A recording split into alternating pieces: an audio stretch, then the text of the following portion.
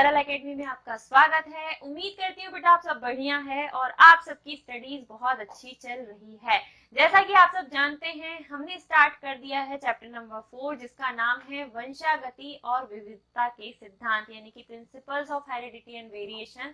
इस चैप्टर में जो इंट्रोडक्टिव क्लास है हमारी वो हो चुकी है। जिस किसी बच्चे ने अटेंड नहीं किया है प्लीज बेटा जाओ देखो, आपके बहुत सारे बेसिक्स वहां से कवर होंगे, तभी आपको आगे की चीजें समझ में आएंगी।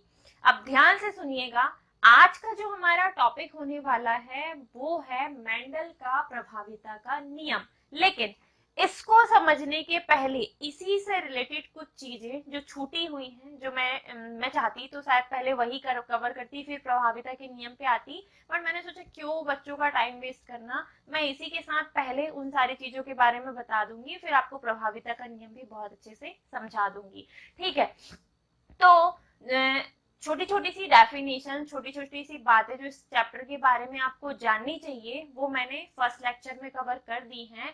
आज कुछ दो छोटे छोटे क्वेश्चन हम उठाएंगे पहले और फिर हम समझेंगे मेंडल सर के द्वारा दिया गया प्रभाविता का नियम यानी कि लॉ ऑफ डोमिनेंस। ठीक है, सबसे पहली बात, आप सब जानते हैं कि मेंडल सर ने आनुवांशिकी के क्षेत्र में अपने बहुत सारे प्रयोग किए हैं और उन्हीं प्रयोगों के आधार पर, उन्हीं रिसर्चेस के आधार पर उन्होंने अपने कुछ नियम दिए हैं।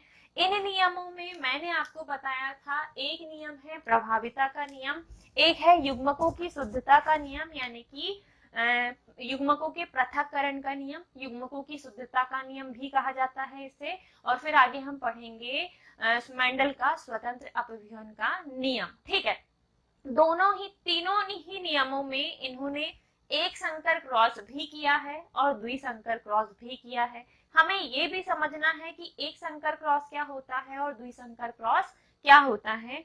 ध्यान से देखिएगा, आपके लिए एक एक बातें इंपॉर्टेंट है बेटा, क्योंकि कहाँ से कैसे ऑब्जेक्टिव बना के देगा या कौन सा क्वेश्चन 2 नंबर में डाल देगा हमें नहीं पता। ये जो क्लासेस है ये सारे बोर्ड वाले बच्चों के लिए, UP board, MP board, Bihar board, Rajasthan, Chhattisgarh, सारे बोर्ड वाले बच्चे इन सारी क्लासेस को अटेंड कर सकते हैं, क्योंकि ये प्योरली एनसीईआरटी बेस्ड है और सारे स्टेट्स में जो अब सिलेबस चलन में है वो है एनसीईआरटी। ठीक है, चलिए, मेंडल का प्रभाविता का नियम समझने के पहले हमें ये समझना होगा कि मेंडल सर ने अपने सारे प्रयोग लगभग 7 वर्षों तक किए हैं। 7 ईयर तक इन्होंने मटर के पौधे पर अपना एक्सपेरिमेंट किया। 1856 से 1863, 1856 टू 63 तक इन्होंने 7 वर्षों तक अपनी रिसर्चेस की है। और किस पौधे पर बेटा? मटर के पौधे पर अपने प्रयोग किए हैं। और इन प्रयोगों के बाद इन्होंने अलग अलग नियम दिए। पहला नियम था इनका प्रभाविता का नियम। अगला नियम था, दूसरे नंबर पे आएगा युग्मकों की शुद्धता का नियम, युग्मकों की शुद्धता का नियम। और युग्मकों की शुद्धता के नियम को बेटा पृथक्करण का नियम भी कहा जाता है। लॉ ऑफ सेग्रीगेशन यानी कि पृथक्करण का नियम भी इसे कहते हैं। और इन दोनों नियमों के बाद अगला जो नियम उनके द्वारा दिया गया वो नियम था मेंडल का स्वतंत्र अपव्यूहन का नियम। मेंडल का स्वतंत्र अपव्यूहन का नियम, इनके द्वारा दिए गए ये सारे नियम मटर के पौधे पर की गई रिसर्च के आधार पे थे। इसके बाद इन सारे नियमों को देने के बाद कुछ वैज्ञानिक ऐसे आए जिन्होंने दूसरे पौधे के साथ इन नियमों की तुलना की और रिसर्चेस करके पता लगाया कि भैया मेंडल द्वारा दिए गए नियमों से कुछ विपरीत लक्षण इन पौधों में दिखाई दे रहा है। मतलब मेंडल सर ने जो नियम दिया वो इन पौधे पर लागू नहीं हो रहा, वो केवल मटर के पौधे या कुछ ही प्लांट्स पर लागू है। और इसीलिए इसके आगे जो वैज्ञानिक आए उन्होंने अपने जो नियम दिए उन्हें कहा जाता है मेंडल के नियम के अपवाद। ठीक है, हर चीज का कोई ना कोई अपवाद है। कोई वैज्ञानिक किसी वैज्ञानिक की रिसर्च से खुश नहीं होता, उसमें कमियां ढूंढते रहता है, या यूं कह लो कि वैज्ञानिकों की खोज खत्म ही नहीं होती, वो रिसर्च करते रहते हैं। और ऐसा ही हुआ इनके साथ कि मेंडल सर के इन तीनों नियमों को देने के बाद कुछ नियम ऐसे भी थे जो इनसे अलग थे। जब इन्हें दूसरे पौधों में देखा गया तो वैज्ञानिकों को लगा कि भैया ये इनके जैसे नहीं है, तो इन नियमों को कहा गया मेंडल के नियम के अपवाद। और इसके अंतर्गत हम पढ़ेंगे बेटा सह प्रभाविता यानी कि कोडोमिनेंस, और फिर दूसरे नंबर पे हम पढ़ेंगे अपूर्ण प्रभाविता।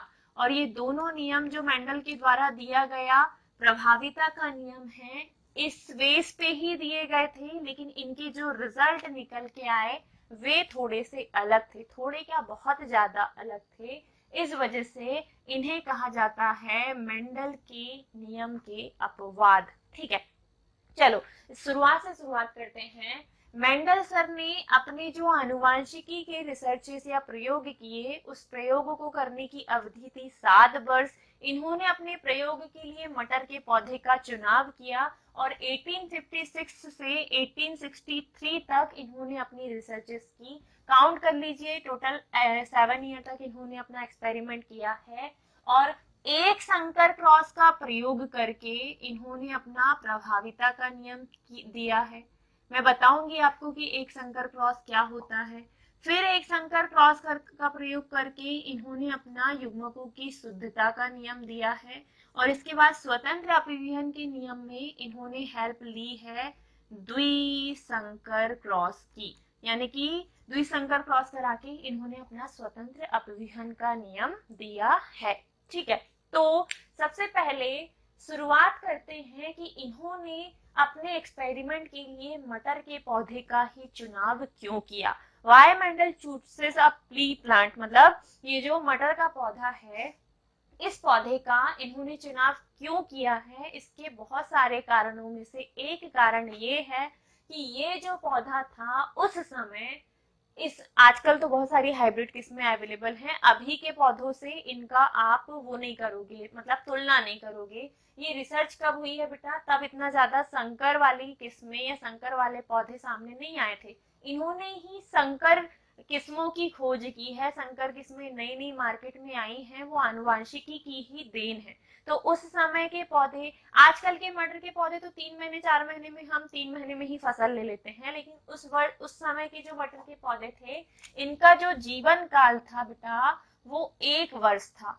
1 वर्ष वाले ये साकीय वृक्ष थे, मतलब साक के रूप में, छोटे छोटे प्लांट्स के रूप में ये अवेलेबल थे। ठीक है, मटर का पौधा जो था उसका जीवन काल 1 वर्षीय जीवन काल था। इसका जो जीवन काल है वो 1 वर्षीय जीवन काल है। और ये कैसे पौधे थे, साकीय पौधे थे, साक। ठीक है, शुप या साक कह सकते हो, जो छोटे छोटे प्लांट्स होते हैं। फिर इनके जो फूल थे बेटा, इनके जो फूल थे वो द्विलिंगी थे। द्विलिंगी का मतलब एक ही पौधे पर नर एवं मादा दोनों पार्ट अवेलेबल है, जिससे आसानी से स्वपरागण या परपरागण करवाया जा सकता था। स्वपरागण और परपरागण आसानी से करवाया जा सकता था, क्योंकि फूल कैसे थे, द्विलिंगी। फिर इनका 1 वर्षीय जीवन काल, फूलों का द्विलिंगी होना, वृक्ष का साकी होना, और इसके बहुत सारे विपर्यायी लक्षण, शुद्ध विपर्यायी लक्षण। अब शुद्ध विपर्यायी लक्षण का मतलब ये है कि पौधे में बहुत सारी किस्में अवेलेबल थी, जैसे कि कोई पौधा लंबा था तो कोई बौना था, ये एक लक्षण हो गया। किसी के फूल बैंगनी थे तो किसी के सफेद थे, ये दूसरा लक्षण हो गया। किसी के बीज गोल तो झुर्रीदार, ये तीसरा लक्षण हो गया। ऐसे बहुत सारे शुद्ध वंशक्रम वाले पौधे मटर के अवेलेबल थे, जिनके 7 टाइप के विपर्यायी लक्षण अवेलेबल थे। 7 विपर्यायी लक्षणों में एक होता है बीज का रंग, एक होता है बीज का आकार।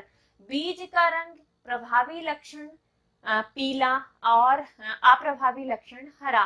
बीज का आकार प्रभावी लक्षण गोल, अप्रभावी झुर्रीदार। एक पूरी सारणी आपकी इसमें बनी हुई है एनसीईआरटी में। मैं फिर भी थोड़ा बहुत बता देती हूँ आपको, ताकि आपको आसानी हो इसे समझने में। ठीक है, अब मेंडल के मटर के पौधे को चुनने के कारणों में एक कारण है कि उसमें शुद्ध विपर्यायी लक्षण अवेलेबल थे। अब मटर के पौधे के लक्षण कौन कौन से हैं?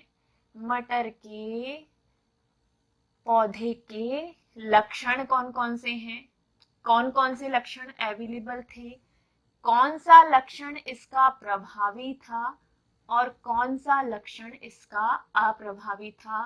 टोटल कितने तरह के लक्षण अवेलेबल थे? 7। क्या?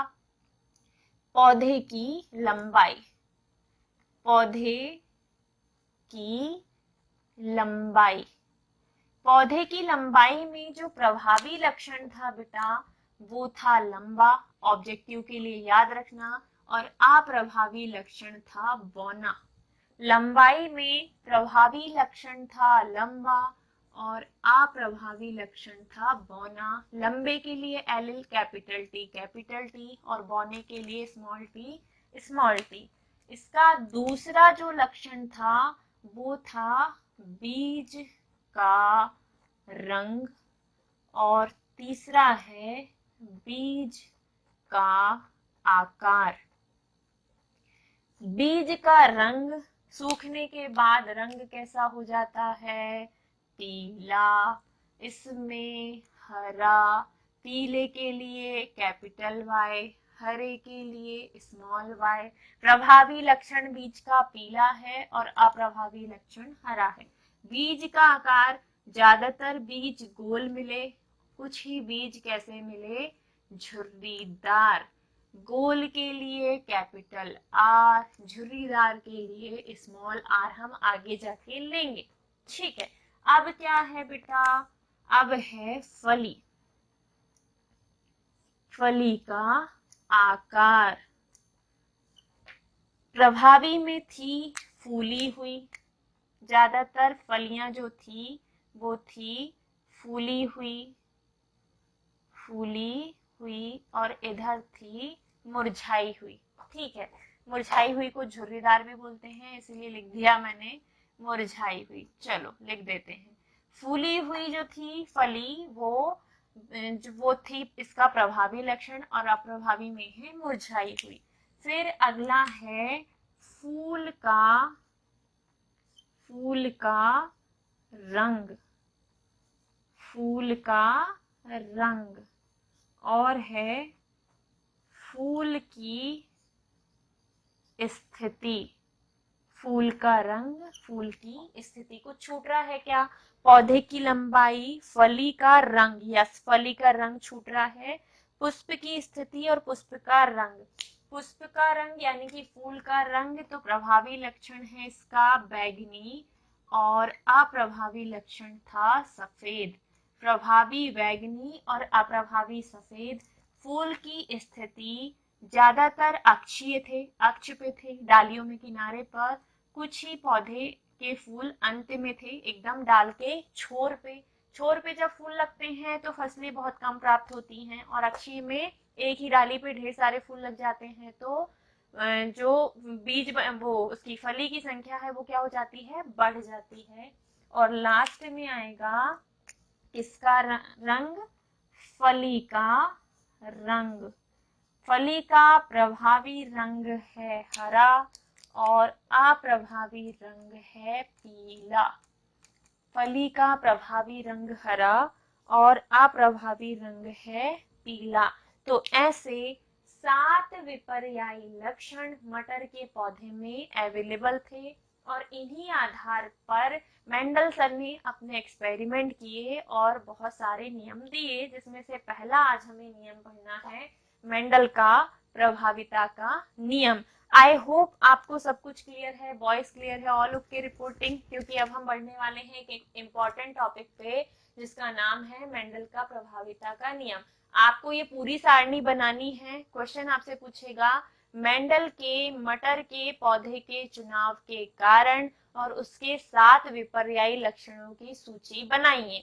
तो मटर के पौधे के चुनाव के कारण इसका 1 वर्षीय जीवन काल, फूल का द्विलिंगी अवस्था में पाया जाना, आसान संकरण का होना, पौधे का साखी अवस्था में पाया जाना, ये सारे जो हैं, और इसमें बहुत सारे विपर्यायी लक्षणों का उपस्थित होना, ये थे मेंडल के मटर के पौधे के चुनाव के कारण।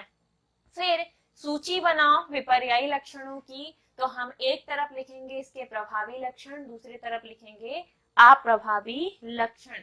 पहला, पौधे की लंबाई प्रभावी लक्षण है कि पौधा लंबा होगा, और अप्रभावी लक्षण है, छुपा हुआ लक्षण है बौना। फिर बीज का रंग प्रभावी है पीला, अप्रभावी है हरा। बीज का आकार प्रभावी गोल, अप्रभावी झुर्रीदार। फली का आकार, इसकी फली ज्यादातर फूली हुई होती है, कुछ ही आपको ऐसी चिपड़ानी सी जिसमें बीज नहीं होते वैसी फलियां बहुत कम देखने को मिलती हैं, और वैसी फली मुरझाई हुई। जब आप मटर खरीद के लाते हो वैसी वाली आपको फली मिल जाए ना तो दिमाग खराब हो जाता है, बोलते हो बीज ही नहीं है, और बीज सारे चिपक गए हैं बिल्कुल छोटे छोटे से जो कोई काम के नहीं है। तो वैसी फलियों को हम मुरझाई हुए कहते हैं, और उन फलियों की संख्या जो होती है अगर दोनों की कैलकुलेटिंग की जाए तो इनकी संख्या होती है बहुत कम, इसीलिए होगा ये कौन सा लक्षण, प्रभावी लक्षण। अब सॉरी, अप्रभावी लक्षण। फूल का जो रंग है प्रभावी लक्षण है बैगनी, हल्का बैगनी, बैगनी कलर, और अप्रभावी है बेटा सफेद यानी कि व्हाइट, वायलेट एंड व्हाइट का कॉम्बिनेशन है इसमें। फूल की स्थिति ज्यादातर फूल अक्षीय होते हैं, ये इनका प्रभावी लक्षण है, और ज्यादातर अंत्य होते हैं। अक्षीय का मतलब एक डाली एक शाखा निकली, यहाँ भी फूल लगा, यहाँ भी फूल लगा, यहाँ भी फूल लगा, यहाँ भी फूल लगा, जहां जहां से इसकी बड़ निकली हुई है पत्तियां वहां वहां फूल खिल गए। जबकि अंत में सीधे डाली में अंत में फूल खिले, इधर अंत में फूल खिले, इधर अंत में फूल खिले, इधर अंत में फूल खिले, तो ऐसी स्थिति को हम बोलते हैं अंत्य। अंत्य में देखो फूलों की संख्या कम होगी तो पैदावार भी कैसी होगी, कम। अक्षीय में फूलों की संख्या ज्यादा होगी तो पैदावार भी कैसी होगी, अधिक। और लास्टली बचा हुआ था बीज फली का रंग, तो प्रभावी है हरा, हरा रंग दिखाई देता है, और अप्रभावी है पीला, हल्का पीला जो रंग है फली का वो अप्रभावी लक्षण है। Now back two point. अब हमें समझना है मेंडल का प्रभाविता का नियम। तो थोड़ा बहुत पानी वानी पी लो, नोट्स वोट्स आपको बनाने हैं तो कॉपी वॉपी आपके हाथ में होनी चाहिए। और साथ ही आपको अच्छे से एक्सप्लेन करना है कि मेंडल का प्रभाविता का नियम यानी कि लॉ ऑफ डोमिनेंस क्या है। स्टार्ट करें। मेरी सांस भर गई थी, थोड़ा सा ज्यादा बोल दिया है मैंने, कोई बात नहीं। चलिए बेटा, बहुत प्यार से बहुत अच्छे से समझते हैं आप कि मेंडल सर के द्वारा दिया गया एक संकर क्रॉस का प्रयोग करते हुए प्रभाविता का नियम क्या है। What is the law of dominance. ठीक है, मोनोहाइब्रिड क्रॉस का इन्होंने यूज किया मेंडल सर ने, और एक नियम दिया जिसे कहा जाता है मेंडल का प्रभाविता का नियम। चलिए देखते हैं। मेंडल सर ने देखा कि जब एक जोड़ी शुद्ध विपर्यायी लक्षण, एक पौधे का बीज लिया लंबे वाले का, एक का बीज लिया बौने वाले का, एक ही विपर्यायी लक्षण लिए हैं उन्होंने। मतलब लंबे के साथ अगर मैं कुछ और ले लेती, बीज का आकार ले लेती, बौने के साथ भी बीज का आकार ले लेती, तो दो लक्षण हो जाते। लेकिन यहाँ पे हमने जो जनक लिए हैं, जो पेरेंट लिए हैं, जिनके बीज को बोकर इनके फूल का निर्माण करेंगे, फूलों का आपस में क्रॉस करवाएंगे और फिर एक नए बीज को उत्पन्न करेंगे। आप इमेजिन करो, आपके पास मटर के पौधे के दो टाइप के बीज हैं। एक उस पौधे के हैं जो लंबा था, प्योर लंबा पौधा था, एक उस पौधे के हैं जो प्योर बौना पौधा था। अब जब लंबे वाले की बात होगी बेटा, तो लंबे वाले के अंदर जो जीन होते हैं वो होते हैं कैपिटल टी, कैपिटल टी। बौने वाले के अंदर जो जीन होते हैं वो होते हैं स्मॉल टी, स्मॉल टी। ठीक है, आपने इस बीज को बो दिया, एक तरफ बो दिया लंबे वाले को, एक तरफ क्यारी बना दी बौने वाले की। अब जब इन पौधों का जन्म हो गया, पौधे थोड़े से बड़े हो गए, उनमें फूल आ गए, तो फूल में क्या होंगे, नर और मादा भाग, जिसमें बनेंगे नर और मादा युग्मक।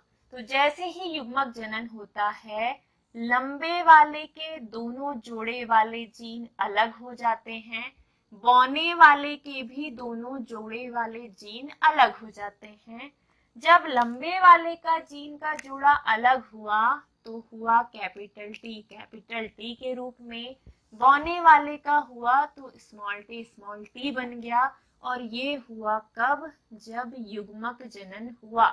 युग्मक जनन मतलब इधर परागकण बने और अंडाणु बन गया, इधर भी परागकण बने, अंडाणु बन गया, मतलब नर युग्मक मादा युग्मक, नर युग्मक मादा युग्मक, दोनों में नर मादा युग्मक बनेंगे कि पौधा कैसा है, द्विलिंगी।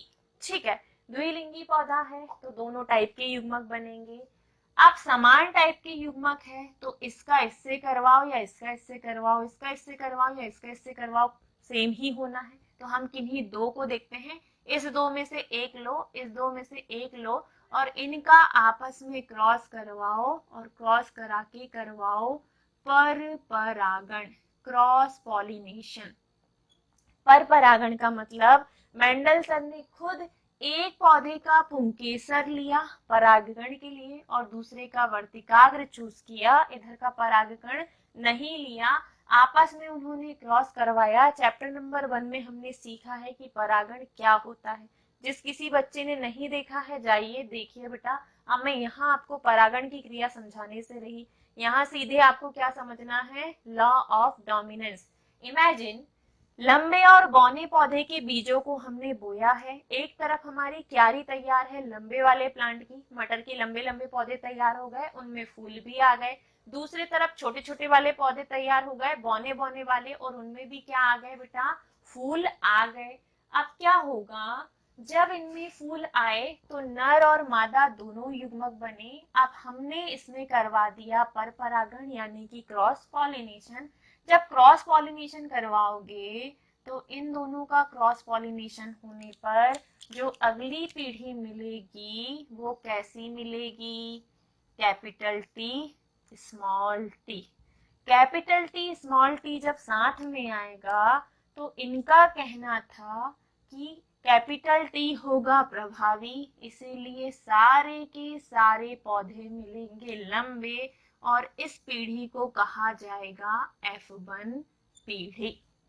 इस पीढ़ी को कहा जाएगा F1 पीढ़ी। मतलब क्या बोलते से युग्मक जनन के बाद दोनों का क्रॉस करवा दिया गया, फली बन के तैयार हो गई, फली में बीज आ गए। अब जब बीज सूख गए उन बीजों को हमने फिर से की बोया तो हमने पाया कि सारे के सारे पौधे कैसे हैं, लंबे, इनमें एक भी पौधा बौना नहीं मिला। अब मेंडलसन कंफ्यूज्ड कि मैंने तो लंबे और बौने का क्रॉस कराया तो सारे पौधे लंबे कैसे मिले, बौना वाला कहाँ गया भैया, बौना भी तो था साथ में, एक आध पौधा, जैसे 20 पौधे उगे हैं तो 20 में से एक तो बौना होना था। ये उनका संशय है क्योंकि उन्होंने आधे युग्मक लंबे के लिए हैं आधे बौने के लिए हैं, खेती करने के बाद सारे पौधे लंबे मिले हैं। दूसरे वर्ष में जब उनको फसल मिली पूरे के पूरे पौधे कैसे मिले, लंबे, उनका दिमाग खराब हो गया। अब उन्होंने सारे लंबे पौधे का फूल बनने दिया, मतलब इनका फ्लावरिंग होने दी, फ्लावरिंग में फिर से की युग्मक जनन हुआ तो कैपिटल टी स्मॉल टी सारे फूलों में अलग अलग हो गए। ठीक है, इनको ऐसा लगा, अब हुआ क्या ये तो इन्हें भी नहीं पता एक्चुअल में क्या हुआ, लेकिन फिर इन्होंने रिसर्च को कंटिन्यू किया है तो बताया है कि वास्तव में यहाँ कैपिटल टी स्मॉल टी था, दोनों जोड़ा अलग अलग हुआ। तो अब अगले इसमें क्या होगा, अगले इसमें अगली जनरेशन में इन्होंने सारे युग्मक लिए, कहने का मतलब एक बड़ा चेकर्ड बोर्ड बनाइए और दिखाइए कि क्या होगा, ये एक ये दो और यहाँ दिखाओ युग्मक। बेटा अब यहाँ पे हम करवाएंगे कौन सा परागण, स्वपरागण, मतलब फूल आपस में परागित होंगे, इसमें मेंडलसन का कोई योगदान नहीं है।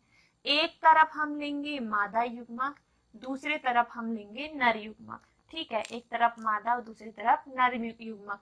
नर युग्मक में भी है कैपिटल टी स्मॉल टी, मादा युग्मक में भी है कैपिटल टी स्मॉल टी। फूलों की कोई कमी नहीं है, ढेर सारे पौधे तैयार हैं। यहाँ पे जो अब अगली पीढ़ी मिलेगी उसे कहा जाएगा F2 पीढ़ी। कौन सी जनरेशन, F2 जनरेशन।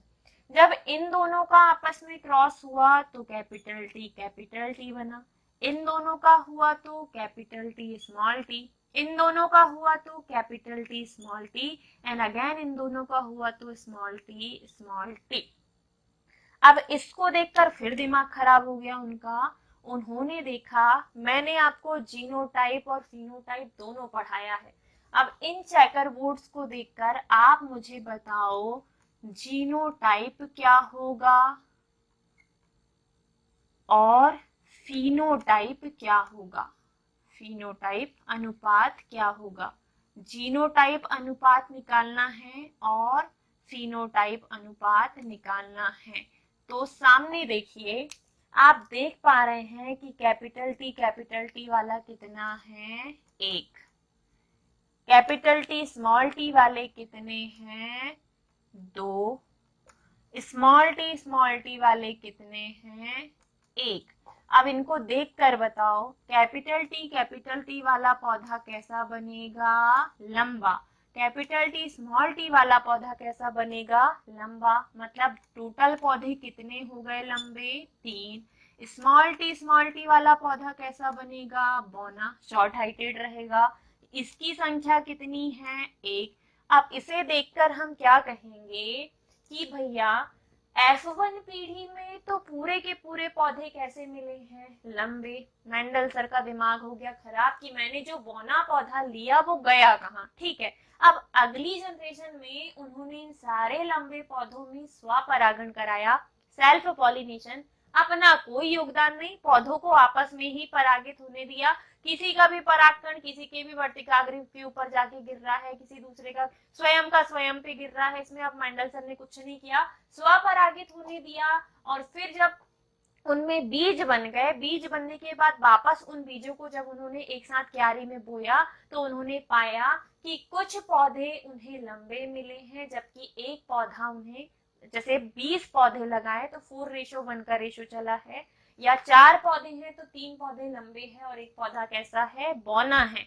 जिसे देखकर मेंडल सर ने ये बताया कि जब उन्होंने F1 पीढ़ी में स्वपरागण होने दिया तो F1 पीढ़ी के सारे पौधे पहले लंबे थे, लेकिन F2 पीढ़ी में कुछ पौधे लंबे थे जबकि एक पौधा कैसा था, बौना। मतलब ये बौना लक्षण F1 पीढ़ी में भी रहा होगा लेकिन छुप गया होगा। इस प्रकार F1 पीढ़ी में लंबा लक्षण प्रभावी होना, कैपिटल टी का प्रभावी होना और स्मॉल टी का छुपा रहना, ये बताता है कि जब एक प्रभावी और एक अप्रभावी जीन साथ में आते हैं तो केवल कैपिटल वाला प्रभावी होता है और स्मॉल वाला अप्रभावी हो जाता है। अब इसे उनकी लैंग्वेज में सुनिए। संकर पीढ़ी के सभी पौधे विषम युग्मजी थे। संकर पीढ़ी के सभी पौधे विषम युग्मजी थे, मतलब F1 पीढ़ी के सभी पौधे विषम युग्मजी थे। इस स्थिति में केवल लंबाई का लक्षण प्रकट हुआ जबकि बौनेपन का लक्षण छुपा रहा। और F1 F2 पीढ़ी में लंबाई का लक्षण प्रकट हुआ, साथ साथ बौने का लक्षण भी प्रकट हुआ है। इस प्रकार इसे, चूंकि F1 पीढ़ी में लंबाई का लक्षण प्रकट हुआ और बौनेपन का छुपा रहा तो लंबे वाले को प्रभावी कहा गया और बौने वाले को अप्रभावी कहा गया। और F2 पीढ़ी में पुनः सारे लक्षणों का प्रकट होना ये बताएगा कि 2 जीन साथ साथ हैं बिना मिले। और जब बारी आई इनके प्रभावी होने की तो एक प्रभावी हो गया जबकि दूसरा छिप गया। तो इसे देखकर हम कहेंगे कि केवल लंबाई का लक्षण व्यक्त हुआ है जिसे प्रभावी लक्षण कहा जाएगा और बौनेपन का लक्षण छिपा हुआ है जिसे अप्रभावी लक्षण कहा जाएगा। और इसे ही कहा जाता है मेंडल का प्रभाविता का नियम। और चूंकि इस प्रयोग में उन्होंने एक ही टाइप के लक्षण लिए, केवल लंबा और केवल बौना, 7 लक्षण है पौधे के हमारे पास, 7 में से केवल कितने लिए हैं, 1, इसीलिए इसे कहा जाता है एक संकर क्रॉस या मोनो हाइब्रिड क्रॉस। इंपॉर्टेंट है बेटा, इंपॉर्टेंट क्वेश्चन है। मेंडल का प्रभाविता का नियम अच्छे से आपको समझना है। आपसे पूछा जाएगा कि मेंडल के प्रभाविता के नियम में जीनोटाइप अनुपात क्या होता है। तो जीन देखो 3 टाइप के मिले हैं F2 पीढ़ी में, कैपिटल टी वाला 1, स्मॉल टी कैपिटल टी के 2 और स्मॉल टी का 1। तो आपको कहोगे कि प्रभाविता के नियम में जीनोटाइप अनुपात है 1, 2, 1। फिनोटाइप अनुपात जिसे हम लक्षण प्रारूप कहते हैं, कैपिटल टी स्मॉल टी भी लंबा पौधा बनाएगा, कैपिटल टी भी लंबा ही है, और ये दोनों साथ में आएंगे तो भी लंबे बनाएंगे। तो टोटल लंबे पौधे हो गए 3। बाहर से देखने में लंबे पौधे कितने हैं? 3, जबकि बौने कितने हैं? 1। तो फिनोटाइप अनुपात निकल के आता है 3:1। इस प्रकार हमने बहुत अच्छे से डिटेल में समझा है बेटा मेंडल का प्रभाविता का नियम। F1 पीढ़ी में क्या बोलते से जनकों का आपस में उन्होंने परपरागण यानी कि खुद से पॉलिनेशन किया था, जबकि F2 पीढ़ी स्वपरागण के बाद मिली थी। F1 पीढ़ी के सारे पौधे लंबे थे, जबकि F2 पीढ़ी में लंबे और बौने पौधे दोनों ही मिले हैं। F1 पीढ़ी में लंबा और बौना साथ में रहते हुए भी केवल लंबाई का लक्षण प्रकट होना ये बताता है कि लंबा ही प्रभावी है, इसीलिए इसे कहा जाता है मेंडल का प्रभाविता का नियम। आई होप आपको पूरा हमने क्या क्या पढ़ा, मेंडल सर ने कितने वर्ष एक्सपेरिमेंट किए हैं, किस पौधे पर किए हैं, क्यों किया, मटर के पौधे का ही चुनाव, मटर के कितने विपर्यायी लक्षणों को उन्होंने लिया या कितने विपर्यायी लक्षण अवेलेबल थे, और लास्टली हमने समझा है मेंडल का प्रभाविता का नियम। आई होप बेटा ये सारे टॉपिक्स आपको बहुत अच्छे से समझ में आए हों। इसके क्विक रिवीजन के लिए इंस्टाग्राम और यूट्यूब पे भी हमने 1 मिनट का शॉर्ट डाला हुआ है, तो जब आपको ये सब समझ में आ जाए और आपको 1 मिनट में क्विक रिवीजन करना हो तो आप इनकी जो हमने 1 मिनट रिवीजन वाली पीपीटी डाली हुई है, एक शॉर्ट वीडियो डाला हुआ है, जो इंस्टाग्राम यूजर है उनके लिए इंस्टाग्राम पे डाला हुआ है, यूट्यूब पर भी डाला हुआ है, तो आप जाकर वहां से रिवीजन कर सकते हैं। वहां हमने थोड़ी सी इमेजेस यूज की है ताकि आपको अच्छे से समझ में आए। तो अच्छा लगा हो, वीडियो समझ में आया हो, चीजें क्लियर हुई हो तो प्लीज वीडियो को लाइक करना, शेयर जरूर करना। फाइनेंशियली अगर आप कैपेबल हो तो आप हमें सपोर्ट भी कर सकते हो ताकि हमें थोड़ी सी हेल्प मिले। और साथ ही साथ अगर आपको लगता है कि कमेंट करके बताने से हमें और कुछ अच्छे से समझ में आएगा मिलेगा, तो आप कमेंट करके क्वेश्चंस भी पूछ सकते हैं और अपने सुझाव भी हम तक भेज सकते हैं। टेलीग्राम पे हमसे जुड़ सकते हैं, व्हाट्सएप मैसेज आप कर सकते हैं, इंस्टाग्राम पे आप हमें फॉलो कर सकते हैं, और यूट्यूब पर तो आप है ही। और ज्यादा से ज्यादा अपने दोस्तों को भी जोड़िए ताकि हम भी थोड़ा सा और मोटिवेटेड हो, ताकि चीजें आपको और जल्दी जल्दी और अच्छी मिले। तो ख्याल रखिए अपना, स्वस्थ रहिए, मुस्कुराते रहिए, जुड़े रहिए सरल एकेडमी से और अपनी तैयारी को बेहतर बनाइए हमारे साथ।